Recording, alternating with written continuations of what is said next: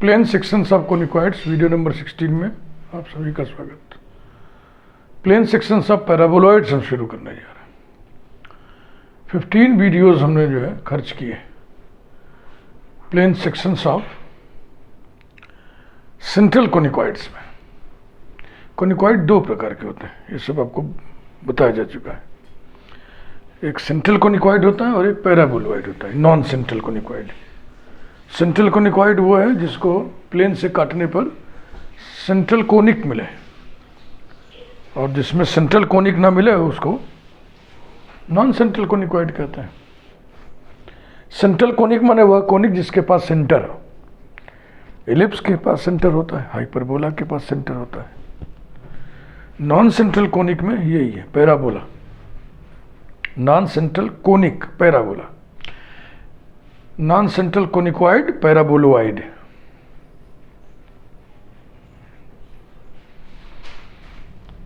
Parabola paraboloid जो भी है, दोनों में सेंटर नहीं होता है, वर्टेक्स होता है।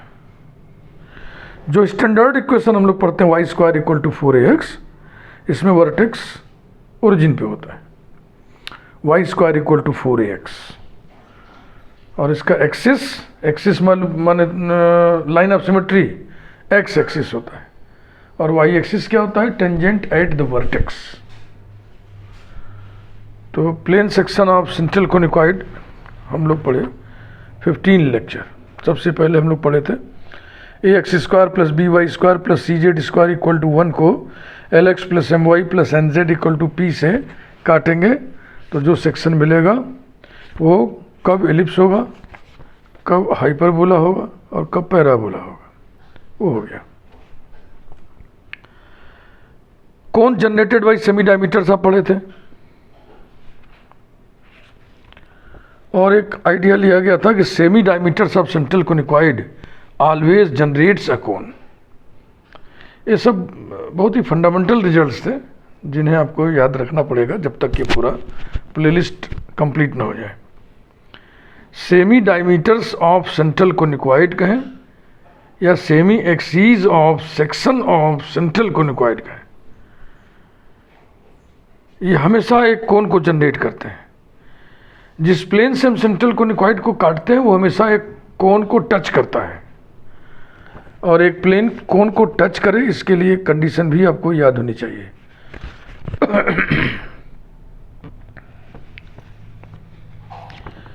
The plane ux plus vy plus wz equal to 0 touches the cone ax square plus by square plus cz square equals to 0 if u square by a plus v square by b plus w square by c equals to 0. Lengths of semi-axes of central plane section आप पढ़े थे। Locus of semi axes of central plane section हमेशा एक cone पर lie करते हैं, axes semi axes.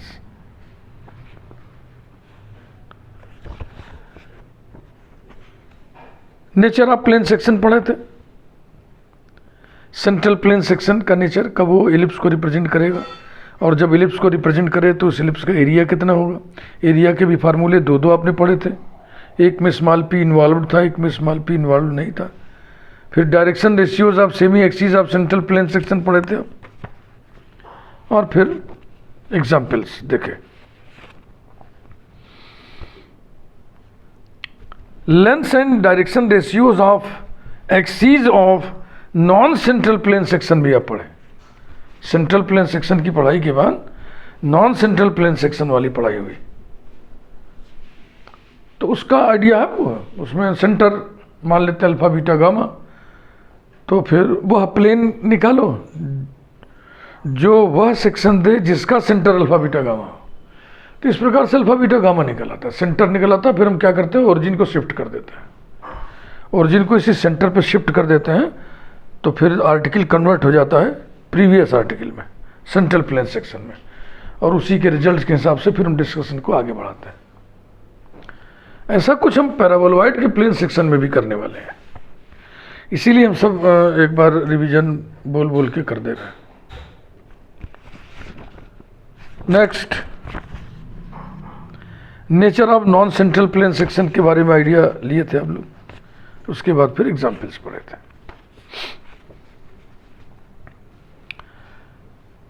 Last में हम लोग सर्कुलर सेक्शंस और अम्बलिक्स के बारे में पढ़ाई किए थे।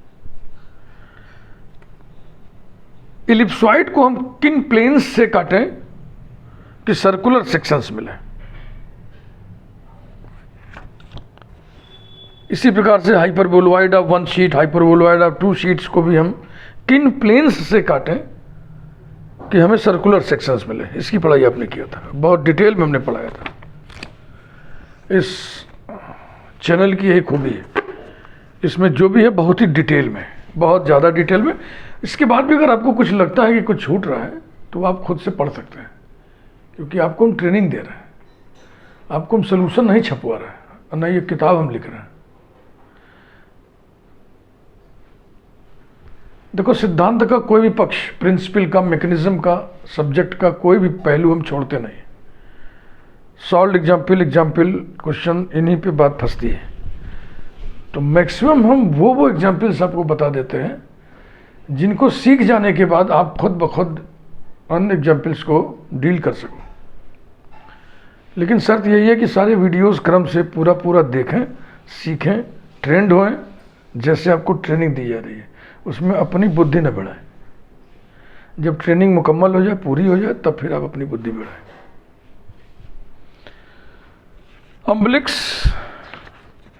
अम्बलिक्स कोनिकॉइड पर स्थित वो पॉइंट होते हैं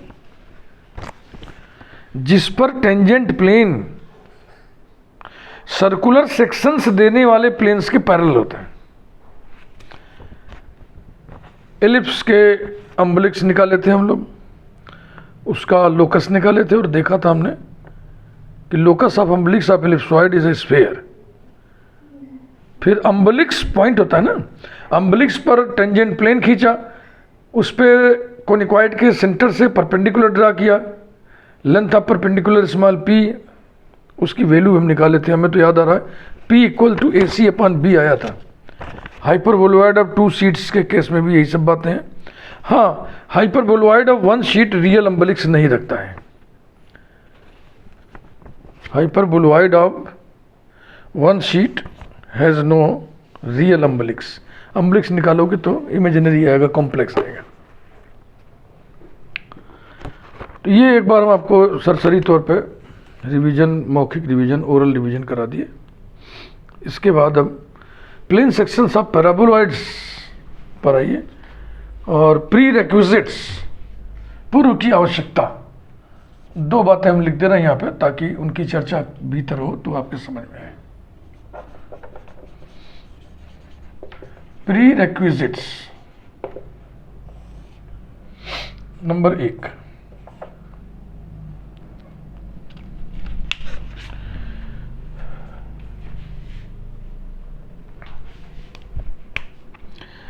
equation of cylinder whose generators are parallel to x-axis. Equation of cylinder whose generators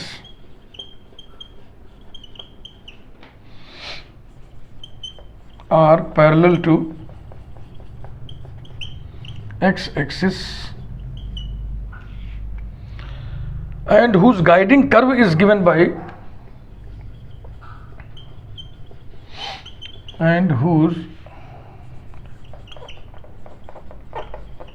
guiding curve is given by intersection of 2 surfaces phi of x y z equal to 0 and psi of x y z equal to 0 is obtained by eliminating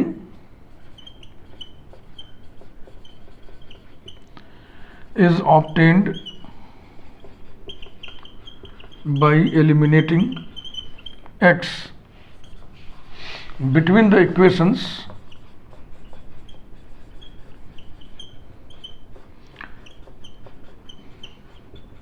phi of x y z equal to 0 and psi of x y z equal to 0।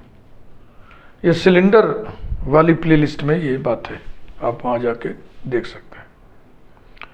Generators को x axis के parallel अगर रखना है तो x को eliminate करते हैं, generators को वाई एक्सिस के पैरेलल रखना है तो वाई को एलिमिनेट करते हैं, जनरेटर्स को जेड एक्सिस के पैरेलल अगर रखना है तो जेड को एलिमिनेट करते हैं। तो ज़्यादातर क्वेश्चन आपको सिलेंडर वाले में वो जेड एलिमिनेट करने वाले ही मिलेंगे ज़्यादातर, लेकिन है सब।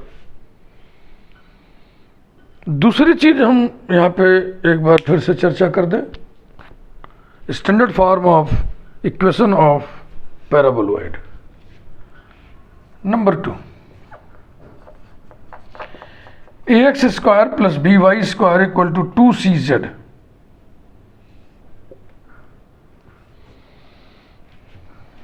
ये यहां पे लिख दे रहे हैं standard form of the equation of paraboloid.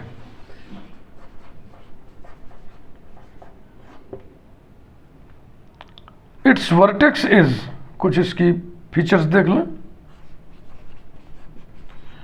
Its vertex is at the origin,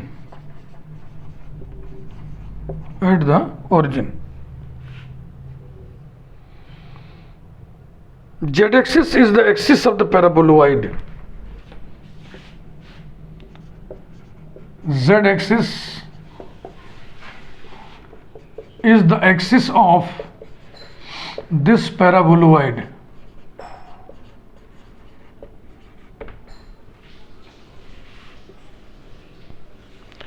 YZ plane and ZX plane. YZ plane and ZX plane are the principal planes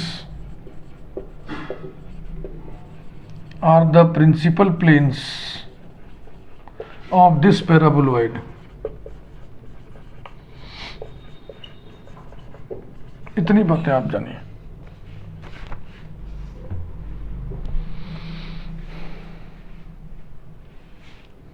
अब इसका शेप एक बार तो आपको दिमाग में बिठाना ही पड़ेगा।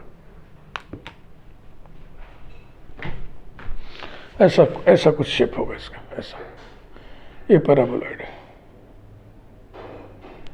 ठीक बीचों बीच में जेड एक्सिस है,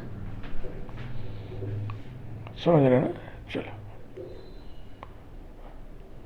ठीक बीचों बीच में जेड एक्सिस है। ये हो गया एक्स एक्सिस और ये हो गया वाई एक्सिस, समझ रहे हैं ना? X axis, Y axis, Z axis, और ये है paraboloid. Z axis is the axis. Okay, clear? ये सिर्फ दिमाग में रखिए। तो अब देखो, ये जेड एक्सिस है और ये एक्स एक्सिस है, तो ये हो गया जेड एक्स प्लेन। ये जेड एक्सिस है, ये वाई एक्सिस है, तो ये वाला प्लेन हो गया वाई जेड प्लेन। तो इसके भीतर दो प्लेन्स हैं, एक बीचों बीच में ये वाला प्लेन है, ये कौन सा प्लेन है? वाई जेड प्लेन, और एक प्लेन है जेड एक्स प्लेन। यहाँ पर ओरिजिन है, वर्टेक्स है, ठीक? और ये नीचे जमीन जो है एक्स वाई प्लेन है।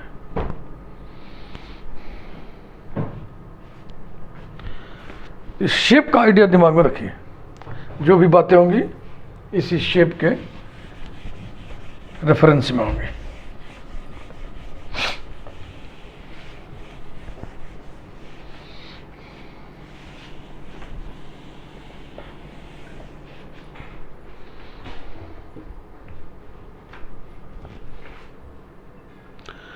Plane section of paraboloid. अब हम लोग आए असली मुद्दे पर।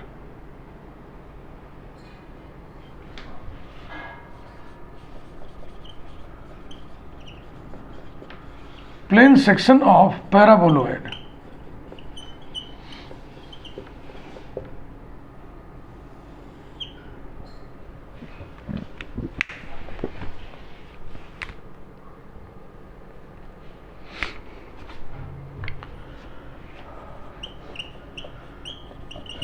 ax square plus by square equals to 2cz। ABC capital letter में हमने लिखा है, हो सकता है जो बुक आप पढ़े उसमें स्मॉल लेटर में लिखा हो, कोई बात नहीं। Number 1, Lx plus M Y plus N Z equal to P, एक प्लेन कंसीडर किया। The equation of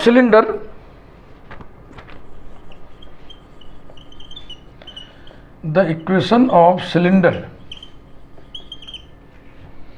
passing through the section of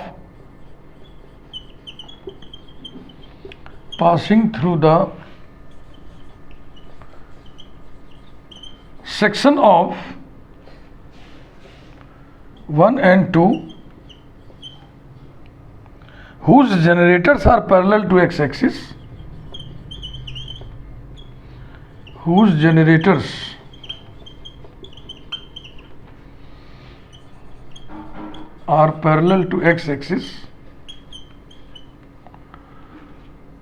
is, कैसे मिलेगा? इन दोनों के बीच में x को एलिमिनेट करने से, तो ये हो गया a into X square plus B Y square equal to 2cz। x की value p minus M Y minus N Z, p minus M Y minus N Z upon l। तो पहले हम l स्क्वायर से multiply करें तो ये हो जाएगा a into p minus M Y minus N Z whole square plus B L square Y square equal to 2cl square Z. अब इस बाईं तरफ के कंप्लीट स्क्वायर होल स्क्वायर को खोला जाए, एक्सपेंड किया जाए।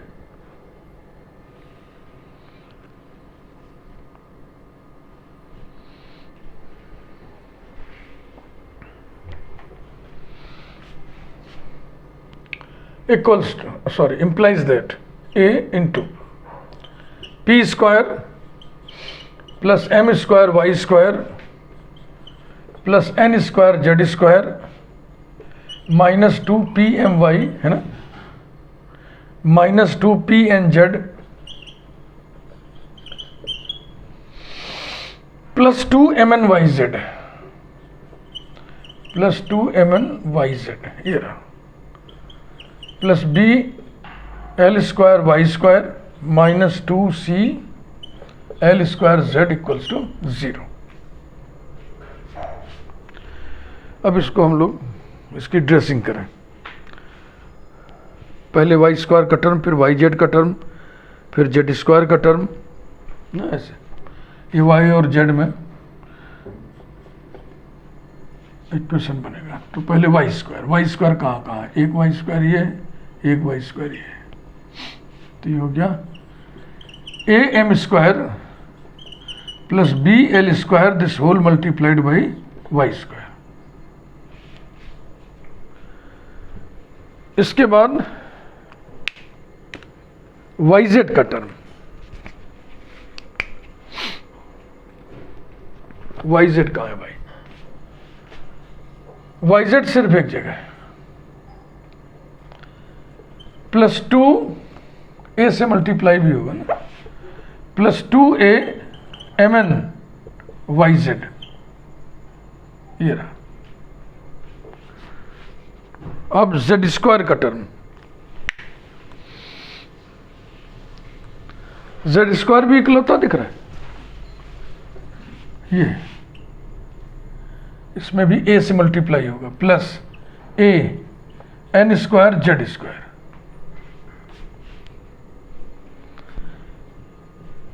अब y का टर्म, फिर z का टर्म, फिर कांस्टेंट। y का टर्म कहाँ कहाँ है? y एक तो यहां है, और कहीं y है नहीं, बस minus 2apm, minus 2apm into Y. Next, फिर z का टर्म, z बटा 2 जगह है, ये देखो यहीं पे लिखा हुआ है, इसमें माइनस 2 कॉमन है, माइनस 2 कॉमन ले लिए तो क्या बचा?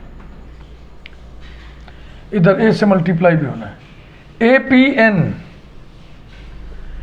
apn plus cl square into z।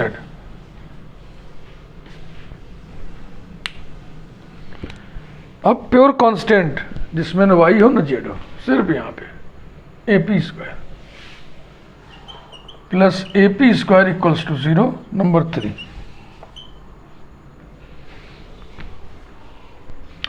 ध्यान रखिए क्या चीज है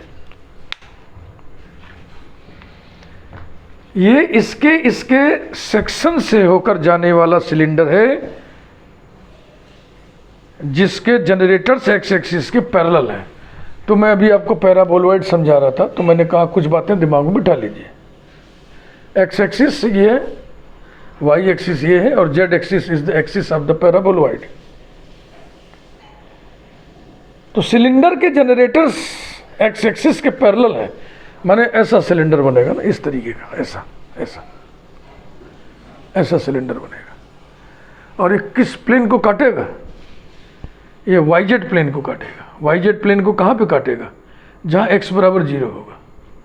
तो अब थोड़ा सा ज्योमेट्री आपको सोचना पड़ेगा। ये क्या चीज़ है? इसके सेक्शन से होकर जाने वाला वो सिलेंडर है जिसके जनरेटर्स एक्स एक्सिस के पैरेलल है। इसके सेक्शन से होकर जाने वाला माने इसके कॉमन पोर्शन से होकर जाने वाला। भाई इस प्लेन से इसको कटवाए तो कॉमन पोर्शन मिलेगा। उस कॉमन पोर्शन से होकर जाने वाला एक ऐसा सिलेंडर का इक्वेशन हम तैयार किए जिसके जनरेटर एक्स एक्सिस के पैरेलल है। तो थोड़ा सा दिमाग लगाइए, वो जो सिलेंडर बना वो किससे भिड़ रहा है? वाईजेड प्लेन से। और वो सिलेंडर वाईजेड प्लेन से कहाँ भिड़ेगा? सेक्शन पर ही तो भिड़ेगा, जिस सेक्शन से होकर जाने वाला सिलेंडर है। तो सेक्शन का इक्वेशन अगर आपको प्राप्त करना है, what will be the section cut by this plane from this, तो इस इक्वेशन को लिख दे कोन को, और ये भिड़ किससे रहा? वाईजेड प्लेन से, उसका इक्वेशन बगल में लिख दे, दोनों मिलकर के सेक्शन हो जाएगा। यही कहने का मतलब था। ऑब्वियसली द सेक्शन इज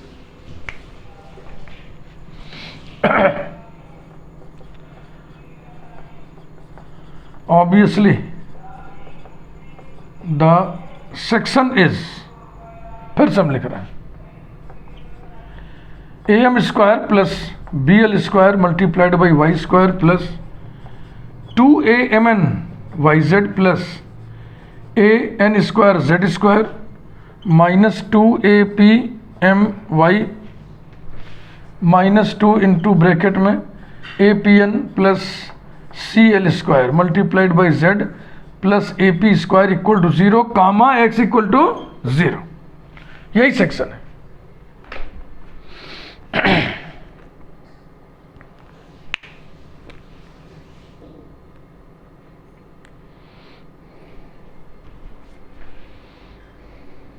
ठीक, इतनी बात समझ में आ गई ना? अब देखो, जैसे कि आप 2 डिग्री इक्वेशन एक्स और वाई में लिखते हो, ax square plus 2hxy plus by square plus 2gx plus 2fy plus c equal to 0, और फिर बताते हो कि h स्क्वायर ab से बड़ा है तो हाइपरबोला को रिप्रेजेंट करेगा, छोटा है तो एलिप्स को रिप्रेजेंट करेगा, बराबर है तो पैराबोला को रिप्रेजेंट करेगा। तो जो एक्स और वाई 2 वेरिएबल में आप पढ़े हो रिजल्ट, स्टैंडर्ड रिजल्ट, वही रिजल्ट यहाँ अप्लाई करेंगे हम। वाई और जेड वेरिएबल है, वेरिएबल यहाँ वाई और जेड है। तो कंपेयरिंग द इक्वेशन 3 देखिएगा,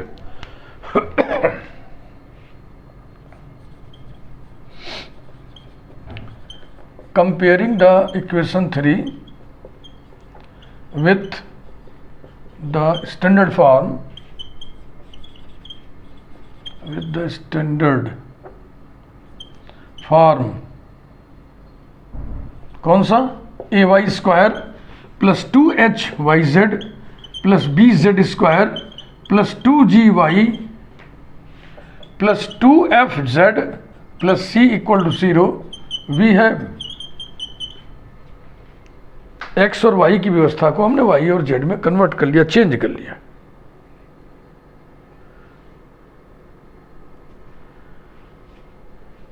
हमें केवल a, b और h चाहिए बस।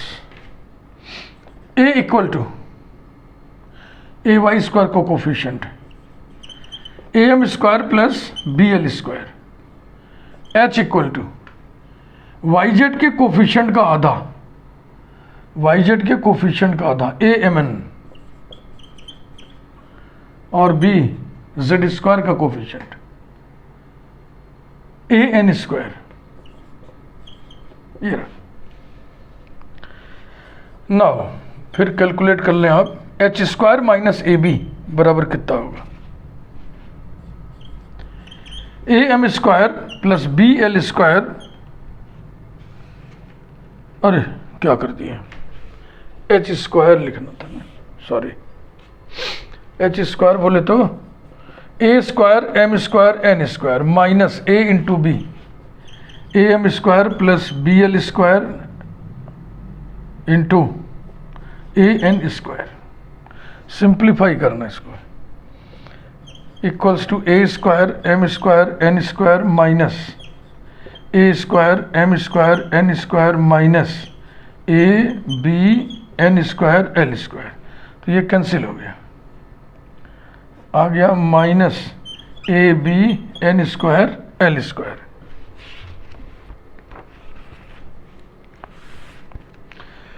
अब बात करिए सेक्शन एलिप्स कब होगा, जब ये जो है H square minus a be less than zero. Hyperbola कब होगा, जब ये ग्रेटर देन जीरो। पैराबोला कब होगा, जब ये इक्वल्स टू जीरो। तो यही सब बातें चलो लिखा जाए।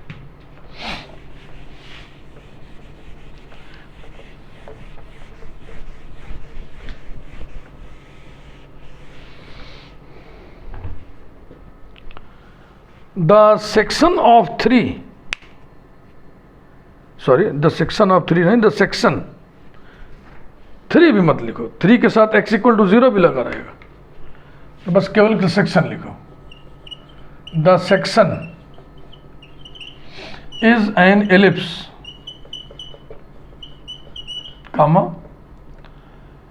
हाइपरबोला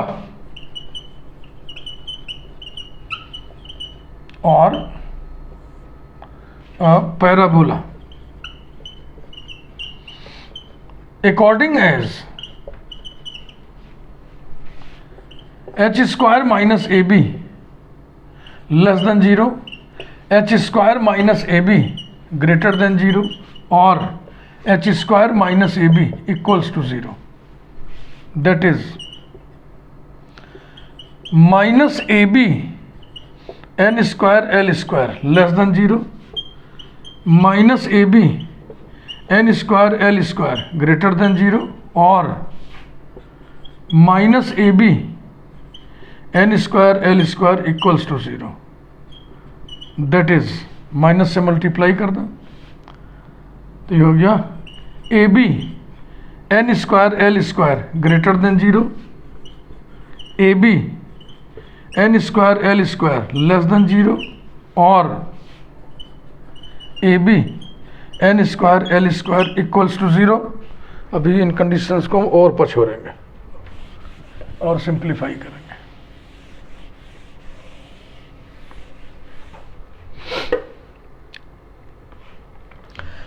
देखो इस एंटिटी के पॉजिटिव निगेटिव होने में एन स्क्वायर एल स्क्वायर की कोई भूमिका, कोई रोल नहीं होगा, क्योंकि ये खुद ही पॉजिटिव है ना। तो इसका मतलब क्या हुआ, that is AB greater than 0, AB less than 0 और AB L square N square equals to 0। इसको पूरा लिख रहा है क्योंकि इसमें 0 के बराबर होने की बात है, इसमें पॉजिटिव नेगेटिव की बात नहीं है। हो गया। अब इसमें जो तीसरी कंडीशन है उसको थोड़ा सा और ठोक पीट करेंगे, स्टार बना के आइए बात को आगे बढ़ाएं। In AB n square l square equal to 0, L must be non-zero. L must be non-zero. Full stop. For comma, if L equal to 0, then equation 2 will become, equation 2 किसका था, plane LX plus MY plus NZ equal to P का, माने उस plane का जो section काट रहा है, जो पैराबोलॉइड को काट रहा है, then the equation 2 will become, L उसमें 0 कर देंगे तो हो जाएगा MY plus NZ equal to P, which is a plane perpendicular to the plane, which is a plane perpendicular to the plane x equal to 0. x equal to 0 plane जो है YZ plane, YZ plane के perpendicular plane हो जाएगा।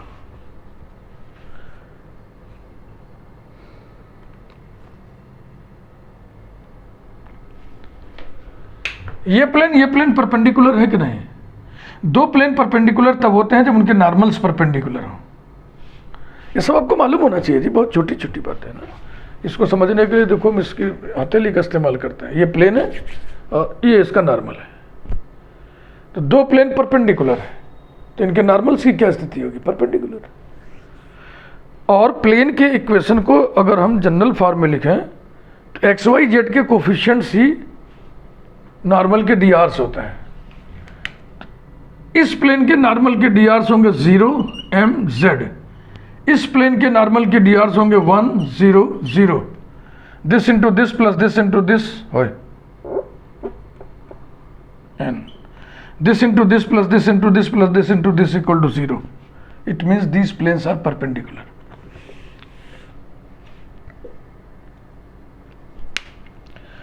तो जो काटने वाला plane है,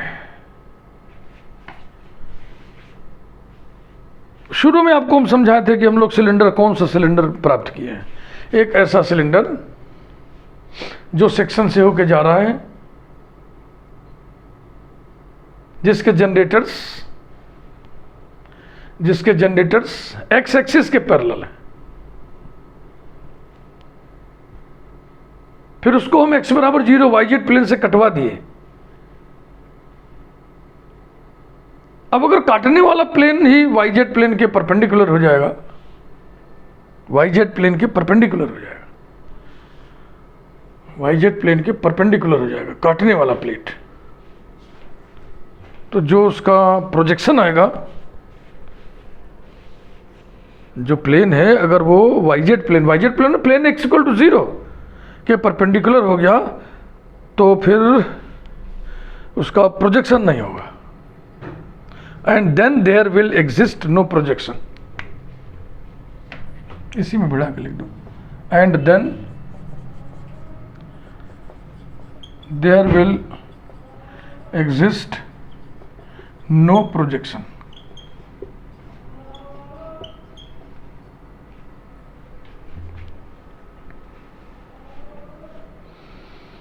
Thus, for the section to be a parabola, thus for the section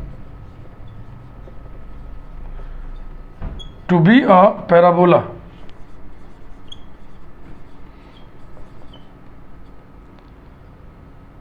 L must be non-zero, L not equal to 0, and so जब L non-zero है तो n 0 होगा, n इक्वल टू 0, a और b 0 नहीं है।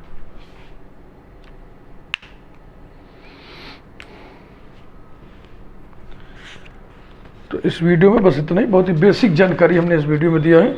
अगला video बहुत ही लेंदी video होगा, बहुत ही लेंदी हो सकता है, 50 मिनट का हो जाए। उसमें हम सेक्शन के सेमी एक्सिस की लेंथ और DRs की चर्चा करेंगे। काम काफ़ी बड़ा होगा। वही है, सेंटर निकालेंगे, सेंटर पे हम ओरिजिन को शिफ्ट करेंगे, फिर हमारे सामने तस्वीर कोनिक्वाइड वाली आ जाएगी और कोनिक्वाइड के रिजल्ट फिर हम यहाँ पे लगाएंगे। Thank you.